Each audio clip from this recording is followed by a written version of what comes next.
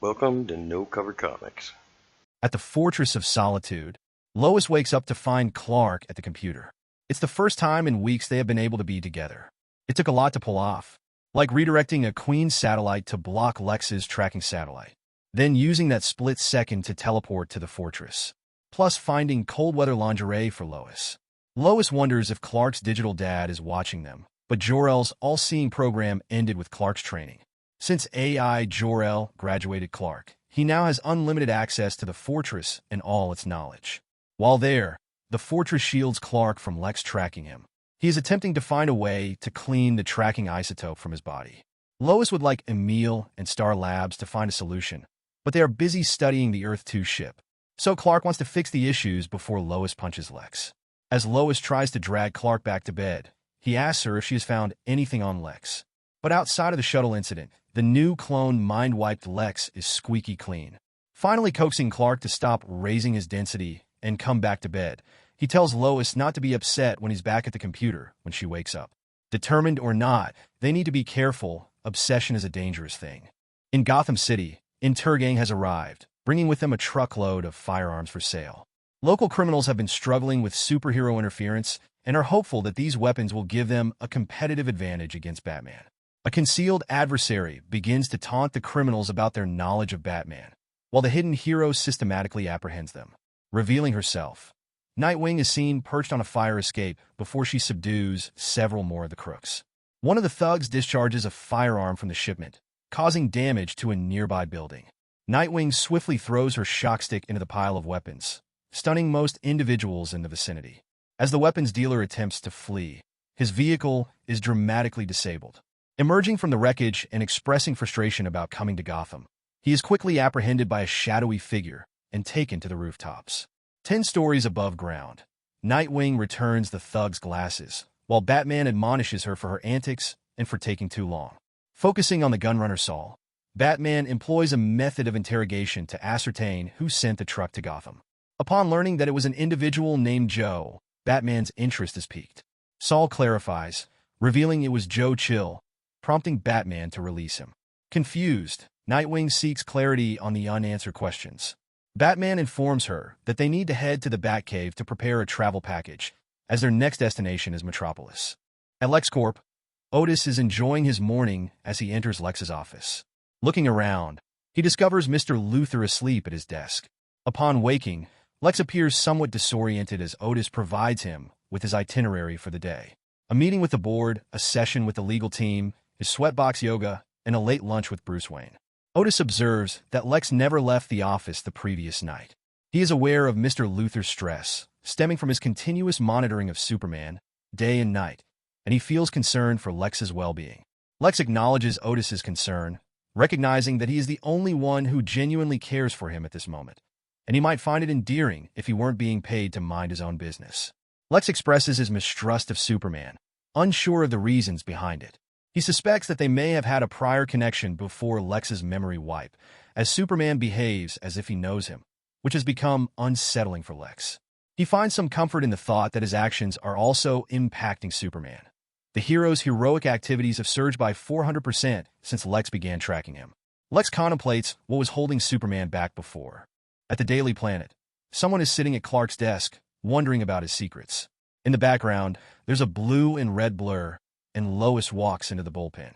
Still chatting with Clark's photo, Lois catches the visitor off guard with her enthusiastic compliments about Clark. Lois mentions to her former intern Jeff how stupid quiet it is, and wonders where everyone is. Doesn't the Daily Planet still have employees? Jeff explains that since Superman has been in action, everyone is out chasing stories. He's a fan of Superman, but the military, Lex Luthor, and those involved in theft aren't quite as thrilled. Despite Superman's busy schedule, Lois feels they should put in a little more effort to find other stories to cover, projecting her concerns about her own writing. Jeff then asks Lois what Clark has been up to which she replies, he stays busy. Across town, there is a hostage situation. A group has hijacked a busload of children and is suspending it from a crane. Met PD has agreed to their ransom demands, and the criminals are awaiting the money transfer. Inside the bus, a boy named Billy resolves to take action. Walking up the bus aisle, opening his shirt to show his Superman undershirt, and tapping the kidnapper on the back, Billy tells him he needs to let them go. Pointing his gun at the kid, the crook asks the boy if he is going to zap him with his heat vision. Billy tells him yes and attempts to melt the gun. As it begins to get weird, the gun starts to heat up, forcing the thug to drop it, before he is pulled through the roof of the bus by Superman. Holding the kidnapper by the back of the neck, Superman reprimands Billy for being reckless, telling him, "Guns are not toys." Turning to the kidnapper, he disappears. He has a teleportation vest. Supes tells the kids to stay put. Appearing between the police, as they open fire, the crook teleports away again. Before anyone is hit in the crossfire, Superman collects all the bullets into a ball. Telling the police to deal with the kids, Superman goes after the teleporter. The kidnapper tells Superman they already have their money and they don't want to hurt the kids, but they needed distractions to get away from him. So they placed a bomb on the crane, and he'll drop the bus if he moves a muscle. So Superman freezes him mid-sentence. Unfreezing his head, the Man of Steel asks him where he got the teleportation vest. When the man calls for a lawyer, Supes x-rays the tech, seeing its base component is made by LexCorp. And Superman realizes it's going to be one of those days. After the hostage situation is resolved, a group of reporters has gathered as Superman compels the kidnappers to issue a public apology for their actions. When Superman is satisfied, the police load up the criminals. He praises their efforts and wishes everyone a pleasant day before taking flight. A familiar man tells an officer that Superman puts on a great show. Recognizing Bruce Wayne, the officer informs him that Superman is the real deal and that he and his friends have been a big help lately. Barbara and Bruce begin discussing Big Blue, with Bruce mentioning Superman is currently in a relationship. When Barbara questions Bruce's knowledge, he asserts that Superman did not divert his gaze toward any women in the crowd, or men either. And Bruce admits he was impressed with the entire display.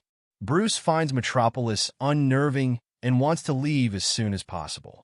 Barb asks him if it's due to the sunshine and smiles or the absence of homicidal villains. And if he is so unnerved, why the smile?